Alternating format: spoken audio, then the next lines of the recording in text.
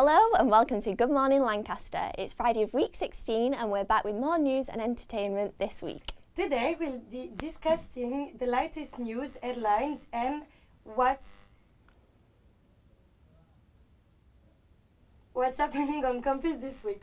We will be joined by Laura Wilkinson, editor of Scan newspaper, who will be discussing the goings-on at Scan News.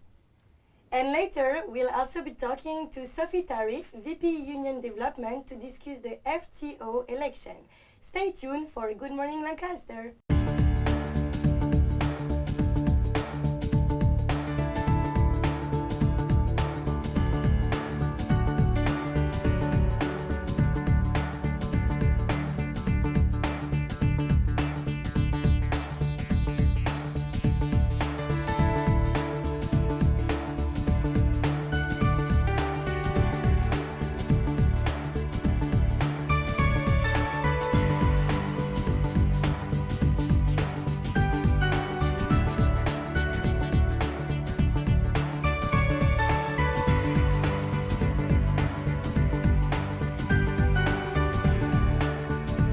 Welcome back, I'm Natasha Skip. And I'm Claudia Cohen. Okay, we hope you've survived the storm.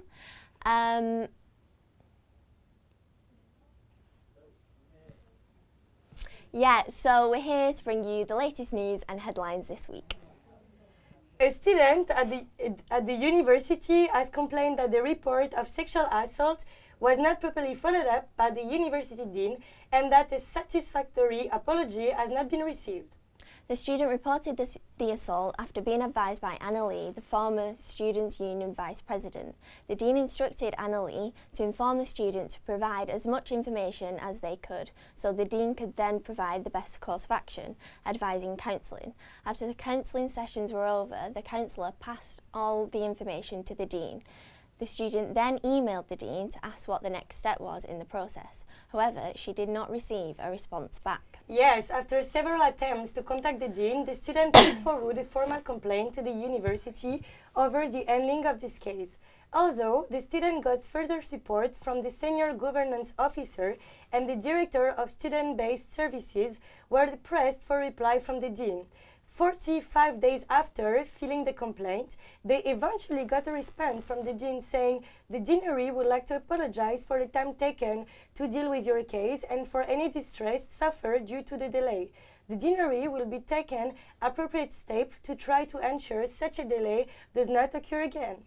So the student was not happy with this response and she got in touch with the Director of Student-Based Services. He replied with a letter where he apologised for how the university had dealt with the situation and he's now outlined how the university was going to update the policy. With regard to the situation, a university spokesperson has said that Lancaster University takes all complaints of sexual assault very seriously, and we strongly encourage students to report any incident of this nature either to the police or to the relevant member of the university. In other news, Lancaster University is hoping the UNESCO Chair in Gender Research annual lecture on Thursday the 9th of March. Yes, Professor Valentin Mogadam, who is the professor of Sociology and International Affairs at Northeastern University, Boston, will be considering what accounts for the divergent outcomes of the Arab Spring. For those of you who don't know, the Arab Spring is a revolutionary wave of both violent and non-violent demonstrations such as protests, riots and civil wars, which engulfed a lot of the Middle East and North Africa.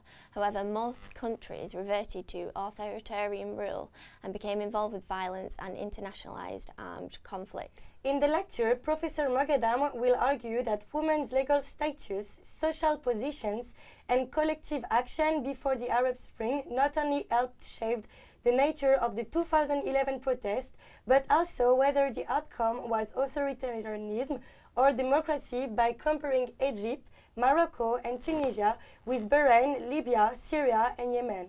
The lecture is co-sponsored by Violence and Society ENSCO Centre, Security Lancaster and the Department of Sociology, and will open to all staff and students to attend if you're interested.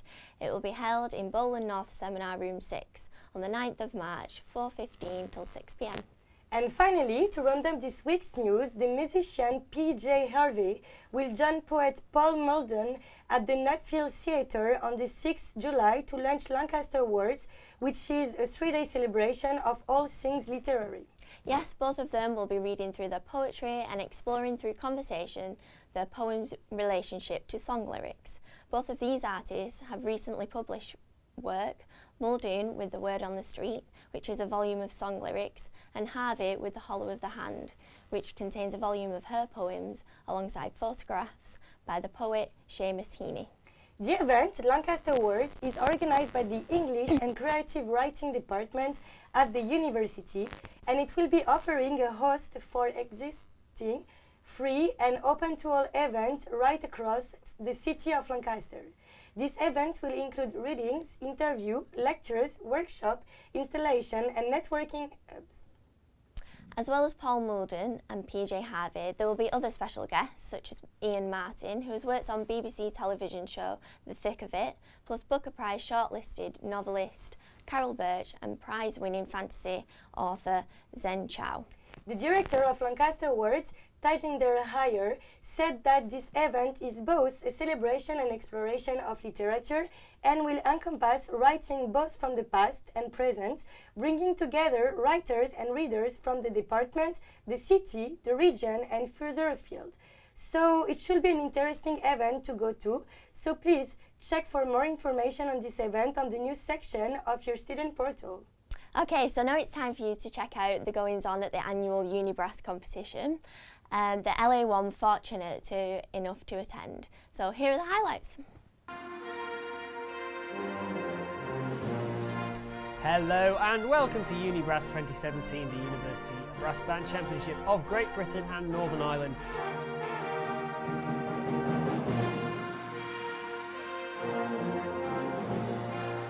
Don't want to blow our own trumpet, but I think it's going to be a good show. It's going to be a brilliant show.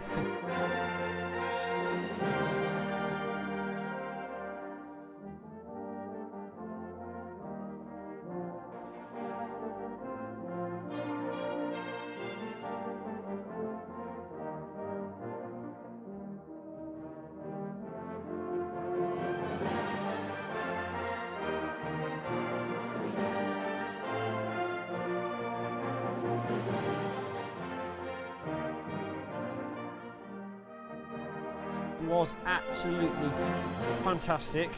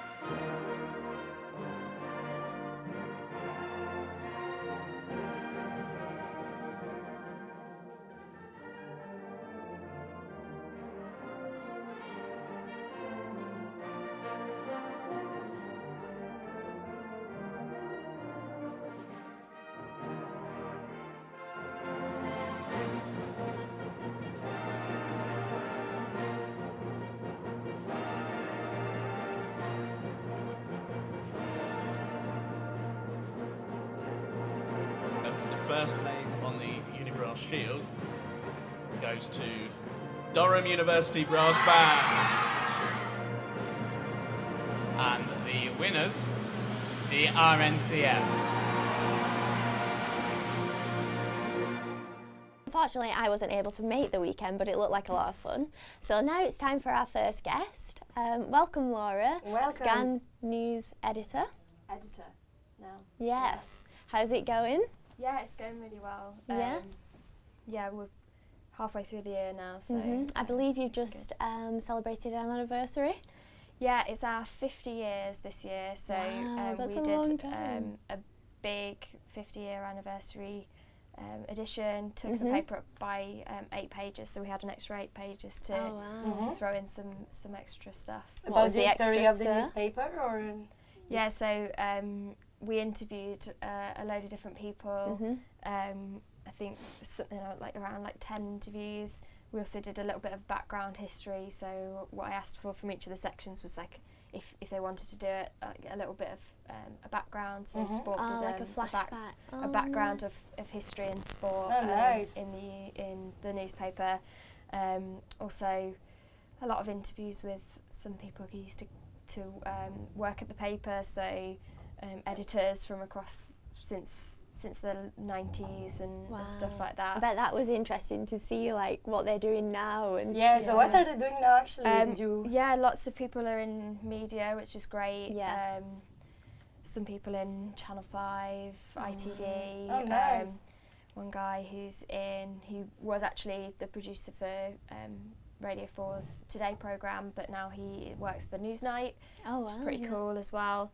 Presenter from Channel 5 and people who have their own media businesses and stuff like that, which is really, really cool. Obviously, that's what a lot of the people in SCAM want to do, and of LA1. course. It's good motivating as well. Yeah, there was a really, really interesting article in it as well about that Alex Dale, the Carolyn editor, wrote about the history of Carolyn and how it changed over time, and the story behind the naming of Carolyn, which was an editor at the time who had a crush on this girl. Who met her Tell us more. Met her in first week, and he fancied this girl called Carolyn, and he was like, what can I do as a big gesture to show that this that's girl. so sweet. Yeah, and then he named the section, which wasn't a section at the time, it was actually a magazine, Carolyn. Which is really, really cool. And we've got there's a photo of them together as well, because they actually stay together. All this time. This is so cute. Yeah. That's cute. And did you do like a little party at the office to celebrate? Or? Not yet. So what I've had a little think about this. I think we're going to save up and do a little party at the end of this term. We've got nice. Big term for us. Yeah. Obviously with all of the goings on at Lucy and stuff like that. So the end of the term, I'm hoping we can all get together and have And celebrate the Yeah, anniversary. you have to. celebration. Yeah. Okay, and what about what's going on in the newspaper for next week? Yeah, so we've got a big section it will be run by the news editors, which will be covering the FTO elections. They will be, assuming pretty similar to last year, which will be interviews of all the candidates going into the paper, and then after that obviously we've got our Roses issue next term, so the next issue this term will be the last issue of the term, so the one that comes out in week 8 will be the last issue this term. And then following on from that, obviously it's the Roses build up and getting people involved in writing. So if you want to, big plug for us, if you want to come down and report on Roses, then do so. Drop me an email or drop the sports editors an email, anything like that. Photography as well, we always need photographers to come down and take some photos of the action down in York. So there are actually really good photographers on campus, like some people I know really, really talented, so yeah, I think so. I mean, if anyone is interested in that, obviously that's... Can they bring their own camera, or do you... Yeah, we've got a scan camera that we use, but yeah, if you've got your own camera, even better. Nice. You can take it around, just taking any photos. If you take photos of the weekend... It's so much fun that weekend, like there's so much hype over it. So Yeah, it's so you can get involved in so many different ways, which is what I like about We it. always put a photo on the front cover of Carolyn as well, so if anybody has any really nice photos of Lancaster, then we'll always take like submissions for that, because we like to let as many people put their photos on there as we can, and those are like, if you have a look in the paper, it's the front spread of Carolyn, and it's always like a really nice Lancaster photo. Yeah. And do you have enough people interested in like all the sports to cover them? We hope so. Usually people get a little bit keen around roses, so hopefully we'll have enough people to cover, but we always need more. There's so many sports. We always struggle to cover everything, so I think whenever if anyone is interested in writing for us at that time, then it's really great. Yeah, it's great. Okay, thank you very much for joining us today, Laura. Now let's talk about Vote Fest. Here is a clip about the upcoming election for you to look forward to. Take a look.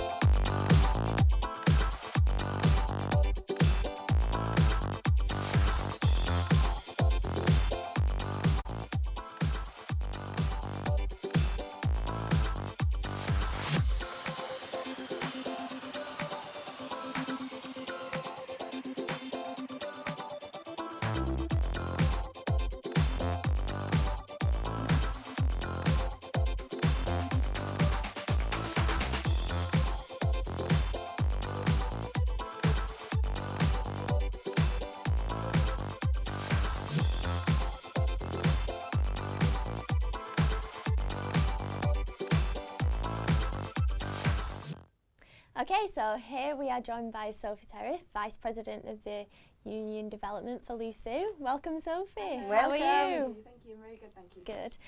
So first of all, I wanted to ask you, what was like the decision to like rebrand? Because I know it's completely different from last year. Like it's everywhere, this Vote Fest. I think what the election period needed was a bit more fun pumped into it. We wanted to make it more of a celebration of the period. It is a lot of fun when the candidates go out campaigning. I know that I had quite a lot of fun running around campus for 2 weeks, and we wanted to make sure that was extended into the rest of the student population to just to raise awareness that the elections are coming. It's kind of a lot more cooler now. Before it was like the Power Up logo, but hopefully now it's a lot more relatable. The festivals are fun, everyone has a good time there. Everyone gets hyped and so much excitement around it. So that's what we wanted to do. We wanted to make sure that we were coming out to people, speaking to them on their own terms rather than just hoping that they'd figure out the election period would happen. So hopefully I'm really glad that you've said that a lot more people have seen it and seen the branding for it and stuff like that. It's great. I think it's really been a good move.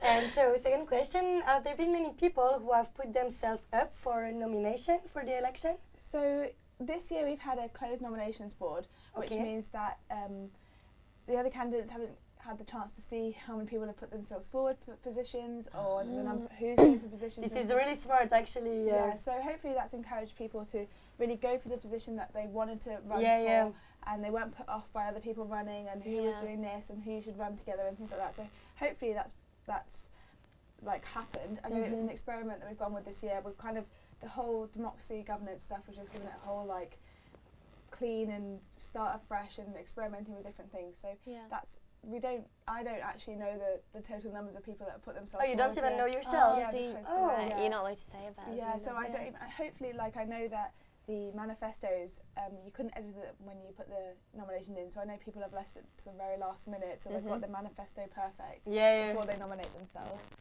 So hopefully, I think last night and this morning there'll be a big influx of people going forward and making last minute decisions. But yeah, I'm really until when you can. So this afternoon, about 1, 2ish, I think we'll be able to release the names and the lineup of the candidates that are running for the elections period, and then definitely this evening they're going to come in for a candidates briefing, so they'll get to know each other. And So do you have like any advice for the candidates that are running? Because obviously I know it's quite a stressful process. So last year, I think what I didn't do so well was make sure that I was eating properly. So one of the things I've said was like get yourself on Sunday night, make yourself like pasta for every day and get it ready, so that you can just eat it on the go, because Yeah. it's a tough 2 weeks running around campus, and it's absolutely freezing at the moment, and you're still outside hoping to talk to students and stuff. So sensible shoes, some food, but just really have fun with it and experiment with what you want to do, because Yeah. a lot of people put posters up and stuff, but I'm really looking forward to seeing if anyone has some great video campaigns, any big stunts in the square and stuff like that. I'd really like to see some fun Yeah. stuff come through, especially with the theme this year. Hopefully it will encourage that to happen. Yeah. Yeah. So can you just go through your role and say your day-to-day, what you do? Yeah, As so- soon as you get into the office, what do you do? My role is Vice President Union Development, so mine's kind of a funny one because it looks at the governance, and I work really, really closely with the college JCRs and the colleges. And then also I work with the commercial services, so the Sugar House, Central and Lucy Living. Okay. So it's kind of a mixed bag of, sometimes I'll come in the morning and have lots of students to speak to, or help the JCR officers run their committees and stuff like that, and then I'll go into some like more serious businessy meetings about managers' reports and projections and stuff like that. So mine's kind of a really random role, and then I'll go back out into the square and do some campaigning in the square, and then into another businessy meeting. So mine's kind of a weird one, and I often have lots of things to sign. And you're studying a degree, like, and you're doing this. Oh no. So this is a full-time job. So Oh, yeah, okay, yeah. I graduated last year, so Are you enjoying it? yeah, I love it. Obviously, you have to be a real keynote for the students. Yeah, union, of course. to get involved with it. But it's great, and it's really like got me ready for the real world outside of the Lancaster bubble. Yeah, I of can course. build on my career. I've got the experience of working in a team really well and stuff like that. So yeah, it's been great, lot a of great year. Skills. Okay. And according to you, what is the best type of person for these types of roles for the students' union? So I think you have to be really keen for the Students' Union, that's for Yeah. sure, and kind of know what's going on. I definitely didn't understand the breadth of stuff that we did within the union until I started working there. So that's one of the things. You've got to be passionate about what you're doing, and you have to be quite good at coming up with some ideas about how you're going to move things forward, what changes you'd like to see within the union. And I think also resilience is a key part of the role, because a lot of it is hard work. It's so we work 10 to 5, but a lot of the time we're in late or in early, and next week the candidates are coming for breakfast. I'll be here at 8 o'clock in the morning ready to have breakfast with them and stuff like that. But yeah, just having fun with it, making sure that you still remember that you're a student officer, and that you still get to go and do other things about being in Lancaster and being a part of the LA1. And You have to be really sociable as well, I guess. Yeah. it's not necessarily about being sociable. It's just there is a lot of public speaking involved, being invited on to hear. So you don't have to be necessarily a sociable person, but you just have to have quite a bit of confidence sometimes. Okay, yeah. Again, this is the opportunity where you have to do your hustings. You have to come on things like this, and you build your confidence. It's like Exactly. wasn't like this like 8 months ago, but now I've done it a few times. You get to build your confidence. So it's a great year for you, like developing as a person as well. It really helps to do that. Okay. When does the voting actually take place? So campaigning starts on Monday morning, and Yeah. that'll run for 2 weeks, and then Wednesday week 8 is when voting opens. So we've got 2 weeks, a week and a half of campaigning, and they can campaign till Friday, and then voting opens on Wednesday morning at 10 o'clock, I think. Okay. Thank you very much for joining us today. Now let's get you up to date with what's happening on campus this week. Okay, so back onto the topic of Vote Fest. If you've nominated yourself for the election, there'll be a candidate briefing tonight about the next 2 weeks. The briefing will involve having a photo taken, going through the rules, and vouchers for a free breakfast. That's in North Bowland, so just don't miss out on that. Also, next week, the Lancaster University Theatre Group will be showcasing their adaptation of George Orwell's 1984 this Saturday and Sunday at the Netfield Theatres. Ticket price are £7, and it will be shown at 7 o'clock, so don't miss this. And finally, the Defying Dementia Society will be hosting a Dementia Friends session where it aims to transform the way the nation thinks, acts and talks about the condition. It hopes to teach people about dementia and the ways people can get involved and help out. This event will be in the John Welch Room at University House this Wednesday from 3 p.m. to 4. Not one to miss, really. Sadly, that's all we have time for today, but thank you so much for tuning in to this week's episode of Good Morning Lancaster. We hope you enjoy your weekend, and we shall see you next Friday for more news and entertainment. Bye. Bye. Thank you. Thank you.